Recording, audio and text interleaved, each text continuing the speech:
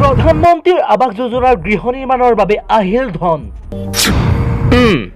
ঘৰ বনাবলৈ চিমেণ্ট বালি আনিবলৈ যাওঁ। তাৰ পিছৰ কাহিনী সাংঘাতিক। গৃহ নিৰ্মাণৰ নামত চৰকাৰী ধন আহিল 30,000 টকা। তাৰ পাছতেই স্বামীয়ে ক'লে বোলে ঘৰ বনাব লাগে চিমেণ্ট বালি আনিবলৈ যাওঁ। 30,000 টকা অন্তৰ্ধান হ'ল স্বামী। ভাই বোৱাৰীক লগত লৈ পলাল স্বামী, লগতে লৈ গ'ল পুত্ৰ কন্যাক। এই আজব ঘটনা সংঘটিত হৈছে জোনাইত। ভৰত দলে নামৰ ব্যক্তিজনৰ পত্নীয়ে প্ৰধানমন্ত্ৰীৰ আৱাস যোজনাৰ প্ৰথম কিস্তিৰ ধন উলিয়াই থৈছিল। তাৰ পাছতেই স্বামী ভৰত দলে পত্নীৰ পৰা ঘৰ বনাবলৈ সামগ্ৰী কিনিবলৈ যাওঁ বুলি কৈ যি গ'লেই ঘূৰি নাহিল। লগতে লৈ গ'ল ভাই বোৱাৰী আৰু 12 বছৰীয়া পুত্ৰৰ লগতে 2 বছৰীয়া কন্যাক। ঘটনা সংঘটিত হোৱাৰ পাছতেই অঞ্চলজুৰি হৈ গ'ল চাঞ্চল্যৰ। আৰু আপোনাৰ গিৰিয়েকৰ নাম? ভৰত দলে। ভৰত দলে। মানে ঘটনা কি হৈছিলে? মোৰ ঘটনাটো এনেকুৱা হৈছে বাৰু, মোৰতো পৰহি দিনা মই বেংকলৈ গৈছিলোঁ।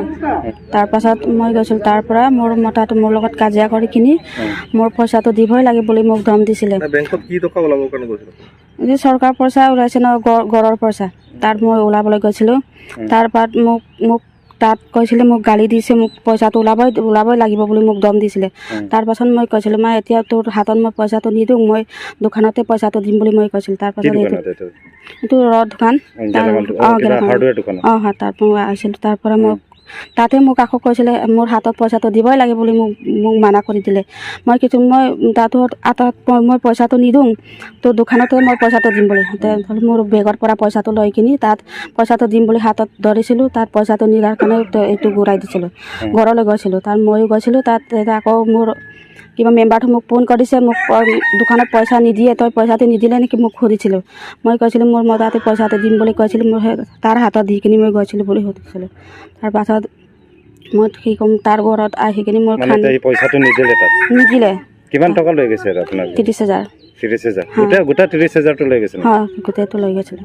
কালি দিনত মানে 8-9 তেনেকুৱা বজাত মানে ৰাতিপুৱাকৈ মোৰ ককাইটো দাদাটো মানে নিজৰ দাদাটো যে এনেকুৱা কৰিম বুলি মই কেতিয়া মানে মনত সেইটো মানে ভাৱনাটো কেতিয়া নাছিলোঁ। মোৰ মাইকীক কালি মানে পলাই লৈ গৈছে বুলি মানে মই এইটো মানে চবেই মানে এইটোৱে মানে ভাবিলোঁ আৰু মানে মোবাইলো লৈ গৈছে, মোবাইল চুইচ অফ হৈছে, ৰিচিভ কৰা নাই।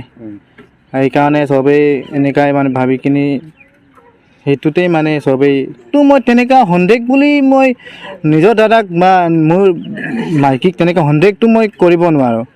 মানে সন্দেহ পাবলৈ হ'লে মানে মই চবুতটো একো মই পোৱা নাই। খালি মইতো ঘৰত মানে ইমানটো থাকিব নোৱাৰোঁ। তাইৰ লগত মই 24 ঘণ্টাটো বিয়া পাতিছে বুলি তাইৰ লগত থাকিব নোৱাৰোঁ।